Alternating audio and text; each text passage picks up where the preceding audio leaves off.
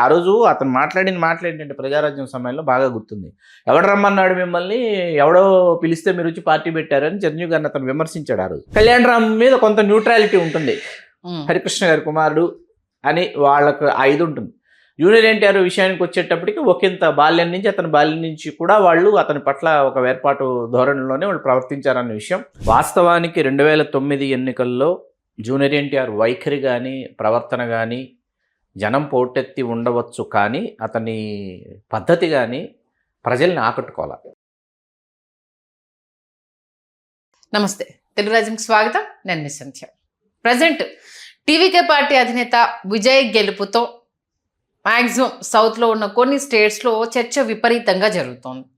ఈ నేపథ్యంలో రాజకీయ వారసులకు సంబంధించి అరంగేట్రం కావచ్చు, అసలు సీన్లో లేని కొందరు వ్యక్తులకు సంబంధించి, ముఖ్యంగా ఆంధ్రప్రదేశ్కు సంబంధించి కొన్ని అంశాలను ఎందుకు కంపేర్ చేస్తున్నారో తెలియకుండా అక్కడ విజయానికి అక్కడ సంబంధించి అనేక అంశాలకు ఇక్కడ ఎందుకు పోలికలు పెడుతున్నారు అన్న విషయం తెలియట్లేదు. ఈ నేపథ్యంలో అనూహ్యంగా జూనియర్ ఎన్టీఆర్ చర్చను తెరమీద తీసుకొస్తున్నారు. నిజంగానే జూనియర్ ఎన్టీఆర్ అంటే విజయ్ తరహా మెల్లిగా అంటే తన ప్లానింగ్ ఆఫ్ యాక్షన్ని ఇక్కడ ఇంప్లిమెంట్ చేయబోతున్నారు. జూనియర్ ఎన్టీఆర్ రాజకీయ రంగ ప్రవేశం ఉండబోతోంది అన్న కొన్ని గాసిప్స్ వినడం జరుగుతుంది. అధికారికంగా ఆయన ఎక్కడా ప్రకటించలేదు, బట్ నిప్పులేంది పొగరాదు కదా అంటూ మళ్ళీ ఇంకో సమాధానం వెంటనే వస్తుంది. నిజంగానే జూనియర్ ఎన్టీఆర్ ఇప్పుడు రాజకీయాల్లోకి వచ్చే అవకాశం ఎంతవరకు ఉంది? గతంలోనే ఆయనకు క్లియర్ కట్గా చెప్పడం జరిగింది, నాకు ఇప్పుడు పాలిటిక్స్ మీద ఇంట్రెస్ట్ లేదు, సినిమా కెరీర్ని నేను కంటిన్యూ చేద్దాం అనుకుంటున్నాను అనేసాను. బట్ విజయ్ కూడా అదే అన్నారు, బట్ అనూహ్యంగా తెర మీదకి రావడం జరిగింది. నిజంగానే జూనియర్ ఎన్టీఆర్ ఒకవేళ రాజకీయ ప్రవేశం చేస్తే పరిస్థితులు ఎలా ఉంటాయి, చేయకపోతే ఎలా ఉంటాయి, రెండు అంశాల గురించి కూడా విశ్లేషణ చేసే ప్రయత్నం చేద్దాం. చరిత్రకారులు, సినీ రాజకీయ విశ్లేషకులు చిలకడ శ్రీకాంత్ గారు మనతో ఉన్నారు, ఆయన మాటల్లోనే. శ్రీకాంత్ గారు నమస్తే. నమస్కారం సంధ్య గారు. ఆల్మోస్ట్ 2009 లాస్ట్ మనం జూనియర్ ఎన్టీఆర్ని రాజకీయంగా చూసి వాళ్ళ ఇప్పటివరకు ఎక్కడ ఎలాంటి అనౌన్స్మెంట్ చేయకపోవడం, వాళ్ళ అక్క కుక్కట్పల్లి అభ్యర్థిగా ఉన్నప్పుడు కూడా ఎక్కడ ప్రచారానికి కూడా రాలేదు. అసలు ఎక్కడ ఈ మధ్యకాలంలో పొలిటికల్గా తను కామెంట్స్ చేసింది కావచ్చు, పొలిటికల్ పార్టీల్లో మీటింగ్స్కి సంబంధించి కావచ్చు, అక్కడ పార్టిసిపేట్ చేసింది కూడా కనిపించలేదు. బట్ విజయ్ గెలుపు తర్వాత మరొక్కసారి జూనియర్ ఎన్టీఆర్ తెర మీదకి రావడం జరిగింది. నిజంగానే ఆయనకి పొలిటికల్ ఇంట్రెస్ట్ ఉందా, వచ్చే ఆలోచన అవకాశము ప్రెజెంట్ ఉందా? వాస్తవానికి 2009 ఎన్నికల్లో జూనియర్ ఎన్టీఆర్ వైఖరి కానీ ప్రవర్తన కానీ జనం పోటెత్తి ఉండవచ్చు, కానీ అతని పద్ధతి కానీ ప్రజల్ని ఆకట్టుకోవాలి 2009 ఎన్నికలు. అందుకే అతను ప్రచారం చేసినటువంటి ఏ ఒక్క నియోజకవర్గంలో కూడా అప్పటి కూటమి ఏదైతే ఉందో తెలుగుదేశం, వామపక్షాలు, టీఆర్ఎస్, ఆ అభ్యర్థులు ఎవరు ఎక్కడా గెలవల. సాక్షాత్తు రేవంత్ రెడ్డి గారు అప్పుడు తెలుగుదేశంలో ఆయన చాలా దుందుడుకుగా వ్యవహరిస్తున్నటువంటి తెలంగాణ నేత కాబట్టి ఆయన ప్రసంగాలు తయారు చేసి జూనియర్ ఎన్టీఆర్ని తీర్చిదిద్ది మరి ఆయన వెన్నంటి ఉండి ఆ యాత్ర మొత్తం ఆయన వెన్నంటి ఉండే ఆయన పర్యటించిన ఎక్కడ ఏ ఒక్క నియోజకవర్గంలో అసలు ఆశావహ దృక్పథం అయితే కనిపించాల. సరే, ఆ తర్వాత జూనియర్ ఎన్టీఆర్ మాకు అవసరం లేదని తెలుగుదేశం శ్రేణులు కావచ్చు, తెలుగుదేశం యొక్క నాయకత్వ విధానాలలో ఎవరెవరైతే ఆ పార్టీకి క్యాడర్గానో లేకపోతే ఆ పార్టీకి వెన్నుదన్నుగా ఉంటున్నటువంటి వాళ్ళు కావచ్చు, వీళ్ళందరూ కూడా జూనియర్ ఎన్టీఆర్ పట్ల వాళ్ళు విముఖంగానే వాళ్ళు ప్రవర్తిస్తూ ఆ రోజు నుంచి ఈ రోజు వరకు అలాగే ప్రవర్తిస్తూ వచ్చారు. చిన్నబాబునే వాళ్ళు ఎక్స్పోజ్ చేస్తూ వచ్చారు. అందుకే జూనియర్ ఎన్టీఆర్తో అసోసియేట్ అయినటువంటి కొడాలి నాని గారు కావచ్చు, ఆ తర్వాత వల్లభనేని వంశీ గారు కావచ్చు, తెలుగుదేశం నుంచి వెలుపలికి రావడానికి అది కూడా ఒక కారణం. ఓకే, దాన్ని మనం చాలా స్పష్టంగా మనం అండర్లైన్ చేసి పెట్టుకోవాలి. ఓకే, వల్లభనేని వంశీ గారు లేకపోతే కొడాలి నాని గారు ఇరువురు చంద్రబాబు నాయుడు గారిని, లోకేష్ గారిని చేసినటువంటి వ్యాఖ్యలు ఏవైతే ఉన్నాయో, కుటుంబ సభ్యులందరినీ చేసినటువంటి వ్యాఖ్యలు ఏవైతే ఉన్నాయో అవి కేవలం వాళ్ళు మాత్రమే చేసి ఉంటారు అని అనుకోవడానికి కూడా వీలు లేదు.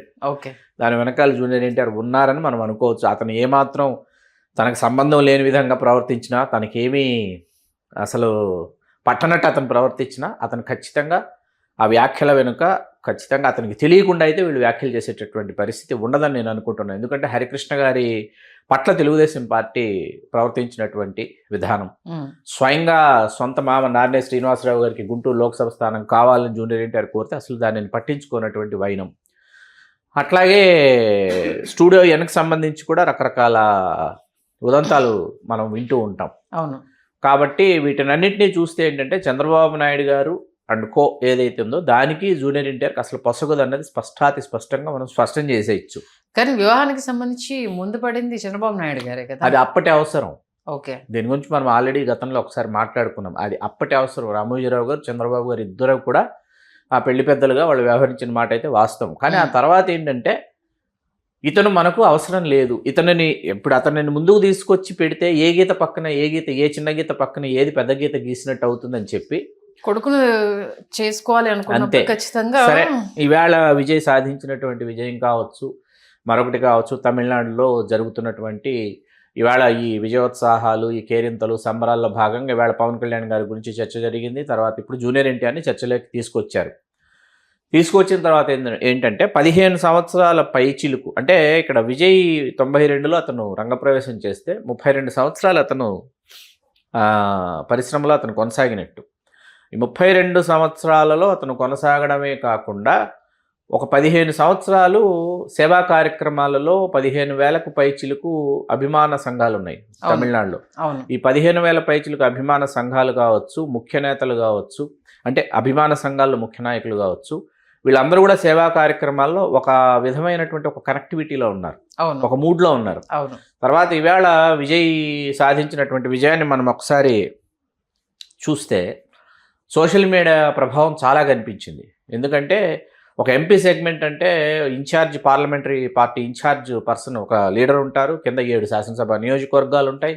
ఆ 7 శాసనసభ నియోజకవర్గాల్లో మళ్ళీ అభ్యర్థులు ఉంటారు, కింద ఆశావాహులు ఉంటారు, చాలా వ్యవస్థ ఉంటుంది. అసలు ఇటువంటి ఏ వ్యవస్థలు లేకుండా కేవలం అభిమానుల బలంతో పోటీ చేసేసి ఈవేళ అతను సాధించినటువంటి విజయం ఖచ్చితంగా సోషల్ మీడియా యొక్క ప్రభావం మనకు బాగా కనిపించింది.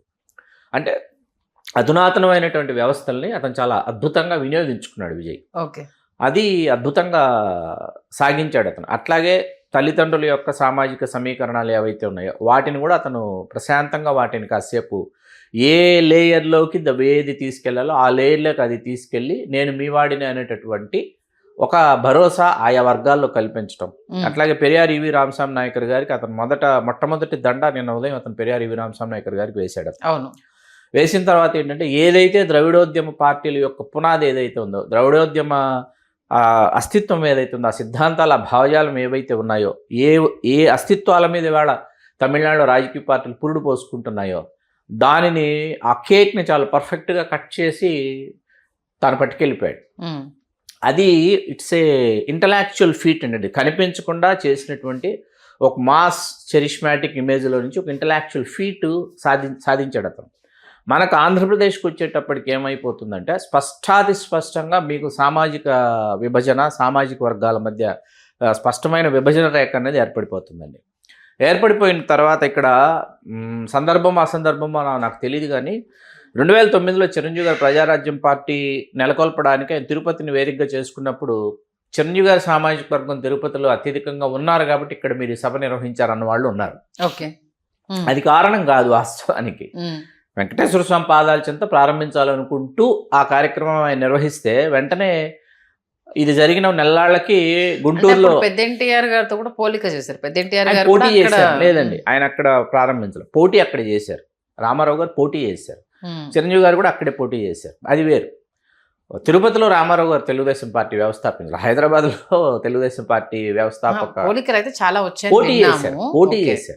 రామారావు గారు పోటీ చేశారు, చిరంజీవి గారు అది దానిని అప్పుడు ప్రతిపాదించింది నేనే. చిరంజీవి గారు తిరుపతి నుంచి పోటీ చేయాలన్న ప్రతిపాదన నాదే. ఏది పార్టీ పేరు కూడా ప్రకటించక ముందు చిరంజీవి గారు తిరుపతిలో పోటీ చేస్తే బాగుంటుందన్న ప్రతిపాదన నాదే. సరే, దాన్ని పక్కన పెడితే ఈవేళ ఆ తర్వాత ఈ నెల్లాళ్ళకి గుంటూరులో తెలుగుదేశం పార్టీకి సంబంధించి యువగర్జన చేశారనమాట. అప్పుడు మీ సామాజిక వర్గం కేంద్రీకృతమైనటువంటి ప్రాంతంలో మీరు యువగర్జన చేసుకుంటున్నారా అని చెప్పేసి మిగతా సామాజిక వర్గాల వాళ్ళు తెలుగుదేశం వాళ్ళని ప్రశ్నించినటువంటి నేపథ్యం. అంటే స్పష్టంగా ఏంటంటే సామాజిక వర్గాల వారీగా విడిపోయేటటువంటి పరిస్థితి తెలుగు నేల మీద ఉంది. ఇప్పుడు ఈయన పార్టీ పెడతాడా లేకపోతే తెలుగుదేశం పగ్గాలు భవిష్యత్తులో చేపడతాడా అనేది ఒక $1 మిలియన్ క్వశ్చన్. ఫస్ట్ లోకేష్ గారు ముఖ్యమంత్రి కావాలి, ఆయన పెర్ఫార్మెన్స్ చూడాలి, ఇవాళ పూర్తిగా ఏంటంటే తెలుగుదేశం పార్టీ యొక్క సంస్థాగత నిర్మాణం ఏదైతే ఉందో ఆ సంస్థాగత నిర్మాణం తర్వాత పార్టీకి సంబంధించినటువంటి ప్రతి ఒక్క విభాగంలో కావచ్చు, విధి విధానాలకు సంబంధించి కావచ్చు, లోకేష్ గారు స్పష్టమైనటువంటి ఆయన తనదైనటువంటి ముద్రని పార్టీ మీద వేయగలిగారు, వేశారు.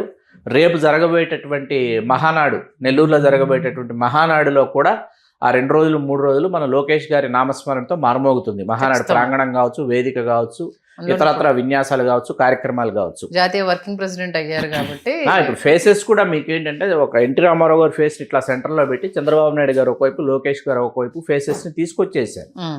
అక్కడ మీకు ఆ 3 ఫేసెస్ లో బాలకృష్ణ గారు ఉండరు. మీరు ఒకసారి పరిశీలించి చూస్తే ఆయన నార్మల్ ఎమ్మెల్యే కదా. అంటే సాక్షాత్తు ఎన్టీ రామారావు గారి కుమారులు, 3వసారి శాసనసభ్యుడు అయినప్పటికీ is not face of the party అనేది చెప్తారు. అది చెప్పి ఫ్యూచర్ ఈజ్ లోకేష్ అనేది స్పష్టంగా తెలియజేసిన తర్వాత ఆయనకు కావాల్సింది కూడా అదే కదా. జూనియర్ ఎన్టీఆర్ రాజకీయ రంగ ప్రవేశం చేస్తే గీస్తే అతను సొంత గొంతుకు వినిపించుకోవాల్సి వస్తుంది, సామాజిక సమీకరణాలని సరికొత్తగా చూసుకోవాల్సి వస్తుంది. అంటే ఇప్పుడు ఇక్కడ ఏమవుతుందంటే ఇదే సామాజిక వర్గానికి సంబంధించి రామారావు గారు, ఇదే కుటుంబం చంద్రబాబు నాయుడు గారు, రేపు లోకేష్ గారు, అంటే ఇదే కుటుంబంలో వీళ్ళందరూ ముఖ్యమంత్రులుగా కొనసాగుతారా? మూడో ప్రత్యామ్నాయానికి తావుండదా? ఇప్పుడు ఇక్కడ విజయ్ సామాజిక వర్గం ఏమిటి, లేకపోతే తల్లి ఎవరు, తండ్రి ఎవరు, 2 రోజులుగా సోషల్ మీడియాలో జరుగుతున్నటువంటివంతా మనం చూస్తున్నాం. అవును, సరే. చూస్తున్న నేపథ్యంలో ఏంటంటే అక్కడ అతను మూడో ప్రత్యామ్నాయానికి అవకాశం ఉంటుందని నిరూపించాడు. అంత క్రితం అతని సామాజిక వర్గం మరొకటో ఇంకొకటో అక్కడ ముఖ్యమంత్రి పీఠం మీద వాళ్ళెవరు ఆశీనులు కాలా, చర్చ జరగల. ఇప్పుడు ఇక్కడ ఏంటంటే రామారావు గారు అదే సామాజిక వర్గం, చంద్రబాబు నాయుడు గారు అదే సామాజిక వర్గం, లోకేష్ గారు ఇదే కుటుంబం కదా, తారక రామారావు కూడా అదే సామాజిక వర్గం తారక్. కాబట్టి అదే సామాజిక వర్గంలో ఇంకొకరు ముఖ్యమంత్రి కావడం అనేది మూడో ప్రత్యామ్నాయం ఎప్పటికీ కాదు. ఎప్పటికీ అది మూడో ప్రత్యామ్నాయం కాదు. అది ఈ రెండూ కాకుండా ఒక మూడో ప్రత్యామ్నాయం, మూడో ప్రబలమైన శక్తి ఏదైనా ఉందా, ఆ శక్తితో పాటు ఇతరత్ర సామాజిక వర్గాలు, పీడిత తాడిత బడుగు బలహీన వర్గాలు, శ్రామిక కులాలు, శ్రమను ఉత్పత్తి చేసేటటువంటి కులాలు, వీళ్ళందరూ వచ్చి ఒక ఆ సామాజిక సమూహంలో నుంచి ఒక సరికొత్త, అంటే ఇప్పుడు ఎన్టీఆర్ని టీడీపీ పార్టీ ఓన్ చేసుకోదంటారా మీ ఉద్దేశం ప్రకారం? లేదు, ఆ పరిస్థితులు లేవు తెలుగుదేశం పార్టీలో. అటువంటి పరిస్థితులు ఎవరికైనా సాఫ్ట్ కార్నర్ ఉండొచ్చు. నందమూరి వారసులుగా అవునన్నా కాదన్నా వాళ్ళకి ఆ హక్కు ఉంటుంది కదా. హక్కు ఉంటుంది అన్నది ఇప్పుడు అక్కడ జాతీయ అధ్యక్షులుగా చంద్రబాబు నాయుడు గారు ఉన్నారు. ఆయనకు అనుసరణలో పార్టీ మీకు కొనసాగుతూ ఉంది. అదే కుటుంబానికి చెందినటువంటి మరి సాక్షాత్తు నందమూరి తారక రామారావు గారు తనయ్య డాక్టర్ దగ్గుబాటి పురంధేశ్వరి గారు కావచ్చు, డాక్టర్ వెంకటేశ్వరరావు గారు కావచ్చు, వాళ్ళు పురంధేశ్వరి గారు భాజపాలో కొనసాగుతూ వాళ్ళు కూటమిలో పొత్తులో ధర్మంలో భాగంగా వాళ్ళు ఇక్కడే ఉన్నారు. వాళ్ళందరూ కూడా ఒక సమూహంగా వాళ్ళు ముందుకు సాగుతూ ఒక వేర్పాటు మనస్తత్వాన్ని కళ్యాణ్ రాము, తారక రామారావుల మీద వాళ్ళు కలిగి ఉన్నారు. కళ్యాణ్ రామ్ మీద కొంత న్యూట్రాలిటీ ఉంటుంది, హరికృష్ణ గారి కుమారుడు అని వాళ్ళకు ఆ ఇది ఉంటుంది. జూనియర్ ఎన్టీఆర్ విషయానికి వచ్చేటప్పటికి ఒకంత బాల్యం నుంచి, అతని బాల్యం నుంచి కూడా వాళ్ళు అతని పట్ల ఒక వేర్పాటు ధోరణిలోనే వాళ్ళు ప్రవర్తించారన్న విషయం. ఎందుకంటే ఎన్నోసార్లు బాలకృష్ణ గారు ఉన్న వేదిక మీద జూనియర్ ఎన్టీఆర్ భావోద్వేగానికి గురైన విషయం మనందరికీ తెలుసు, అతని వేడుకలకు వచ్చినటువంటి సందర్భం. ఇప్పుడు టోటల్లీ తెలుగుదేశం పార్టీ, చంద్రబాబు నాయుడు గారు, లోకేష్ గారు ఈ పరిస్థితుల్లో ఈ విధంగా నాయకులు ఎవరు, నాయకత్వాన్ని ఎట్లా గుర్తించాలి, కార్యకర్తను ఎట్లా తీర్చిదిద్దుకోవాలి, ఎట్లా పార్టీని ముందు తీసుకెళ్లాలి అనేటటువంటి ఒక మూడ్లో తెలుగుదేశం పార్టీ వెడుతోంది. జూనియర్ వచ్చినా రాకపోయినా కూడా తెలుగుదేశం పార్టీకి హఠాత్తుగా ఇవాళ వచ్చేసేటటువంటి నష్టం అయితే ఏమీ లేదు. సరే, అది పక్కన పెడదాం. అసలు ఆయనకి రాజకీయంగా అడుగులు వేయాలన్న ఆలోచన ఉందంటారా? వచ్చే అవకాశము అంటే ఇప్పుడు లేదు, తర్వాత ఉందా, ఏంటది? ఖచ్చితంగా ఉంటుందని నేను అనుకోవాలండి. మనం లేదు అని అనుకోవడానికి లేదు, కాకపోతే సమయం కోసం అతను ఎదురు చూస్తున్నాడని మనం అనుకోవాలి. ఓకే, అంటే ఇప్పుడైతే రాడు, మా ఎట్టి పరిస్థితుల్లో వచ్చిన ప్రయోజనం లేదండి. ఒక సమయం కోసం అయితే, ఒక సందర్భం, ఒక సమయం, దానికోసం అతను చాలా ఓపికగా ఎదురు చూస్తున్నాడని మనం అనుకోవాలి. ఏమంత వయసు అయిపోయిందని, చాలా బోలెడంత వయసు ఉంది. విజయ్ ఈవేళ 5 పదులు దాటినటువంటి హీరో విజయ్, 4 పదులు దాటినటువంటి వాడు తారక్. కాబట్టి ఇంకా సమయం ఉంది. సమయం లేదని కాదు, కానీ సామాజిక సమీకరణలను చూసుకుంటే ఏమవుతుందంటే అందరూ మీరే కదా, అందరూ మీ కుటుంబ సభ్యులే కదా. ఇక్కడ సరికొత్త నాయకత్వం ఏంటి, సరికొత్త అవతారం ఏంటి, నిన్నే ఎందుకు నమ్మాలి? ఆ రోజు అతను మాట్లాడిన మాట్లాడింటే ప్రజారాజ్యం సమయంలో బాగా గుర్తుంది. ఎవడు రమ్మన్నాడు మిమ్మల్ని, ఎవడో పిలిస్తే మీరు వచ్చి పార్టీ పెట్టారని చిరంజీవి గారిని అతను విమర్శించాడు ఆ రోజు. అవును, ఎన్టీఆర్, ఆ. జూనియర్ ఎన్టీఆర్. జూనియర్ ఎన్టీఆర్ విమర్శించినప్పుడు ఇప్పుడు నిన్నెవడు రమ్మన్నాడని నువ్వు వచ్చావని తెలుగుదేశం శ్రేణులు కూడా అంటాయన్నమాట. నిన్నెవడు ఇప్పుడు బొట్టు పెట్టి పిలవలేదని అంటాయి. అనకపోయినా ఇప్పుడు తాత స్థాపించిన పార్టీ, ఆ హక్కు అవునన్నా కాదన్నా ఉంటుంది కదా. ఒకటే పాయింట్, నందమూరి తారక రామారావు గారు స్థాపించిన తెలుగుదేశం పార్టీ కాబట్టి నందమూరి వారసుడిగా వచ్చే అవకాశము ఆయనకు ఉంటుంది కదా. వాళ్ళకి అది ఆయన నిన్న ఇప్పుడు ఇక్కడ నందమూరి తారక రామారావు గారు ఆయన జీవించుండగా నా తదనంతరం వీళ్ళదనో మరొకటనో ఇంకొకటనో ఆయన ఎక్కడ ఎప్పుడు ఎవరికి చెప్పి వేయలేదు.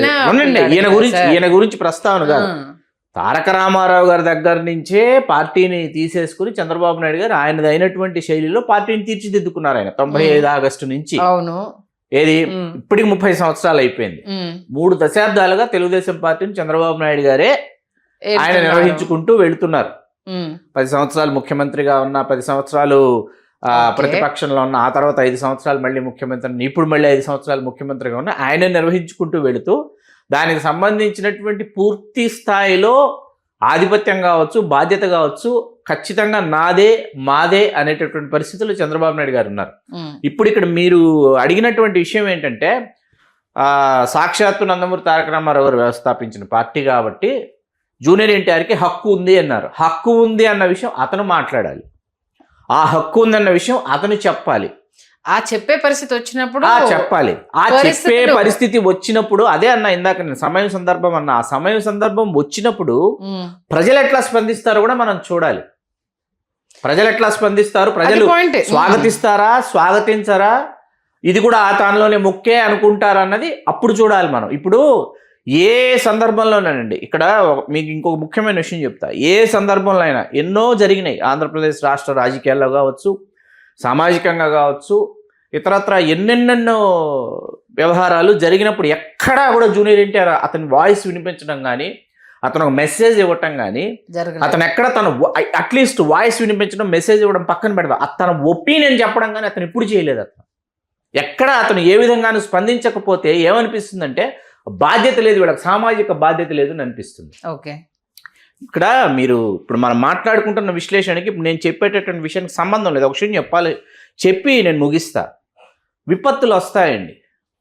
తెలుగు రాష్ట్రాల్లో కావచ్చు, తమిళనాడు కావచ్చు, కేరళ కావచ్చు, కర్ణాటక విపత్తులు వస్తుంటాయి. ఈ విపత్తులు వచ్చినప్పుడు print media, electronic media, social media, entire ఈ మీడియాస్ చిరంజీవి గారు ఇంకా ఏమీ చేయలేదా, రామ్ చరణ్ ఇంకా ఏమీ చేయలేదా, లేకపోతే పవన్ కళ్యాణ్ ఏం చేశాడు అని చెప్పేసి రోజు వండి వారుస్తూ ఉంటాయి కథనాలు. ఏం బాలకృష్ణ సినిమాల్లో కళాకారుడు కాదా, నాగార్జున కాదా, వెంకటేష్ కాదా, మహేష్ బాబు కాదా, జూనియర్ ఎన్టీఆర్ కాదా? చిరంజీవి గారి కుటుంబం మాత్రమే, ఈ చిరంజీవి గారి కుటుంబానికి మాత్రమే సామాజిక బాధ్యత ఉందా? వీళ్ళకి ఎవ్వరికి మిగతా వాళ్ళకి సామాజిక బాధ్యత లేదా? కోవిడ్ సమయంలో చిరంజీవి గారు చేసిన సేవలు ఏంటంటే ఎవరన్నా వాడి గురించి చర్చ పెట్టారు? ఎక్కడైనా సంబంధం లేదు. అక్కడికే వస్తున్నా.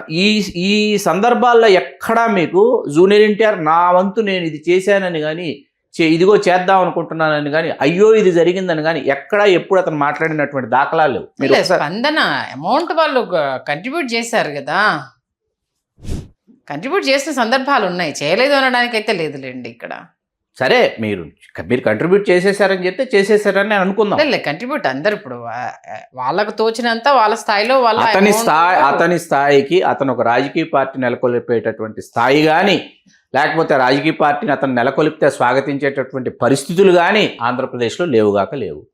ఇది ఓకే, కాకపోతే ఆంధ్రప్రదేశ్లో లేవుగాక లేవు. ప్రతి ఒక్క హీరో ఆంధ్రప్రదేశ్లో లేవుగాక లేవు. అతను రాజకీయ పార్టీని ఇప్పటికిప్పుడు నెలకొల్పిన, భవిష్యత్తులో నెలకొల్పిన చాలా సీరియస్గా దాన్ని పట్టించుకునేటటువంటి పరిస్థితులు అయితే లేవు. ఎందుకంటే మిగతా వాళ్ళకి ఏవైతే అప్లికబుల్ అవుతాయో వీళ్ళకు కూడా అవే అప్లికబుల్ అవుతాయి అంతే.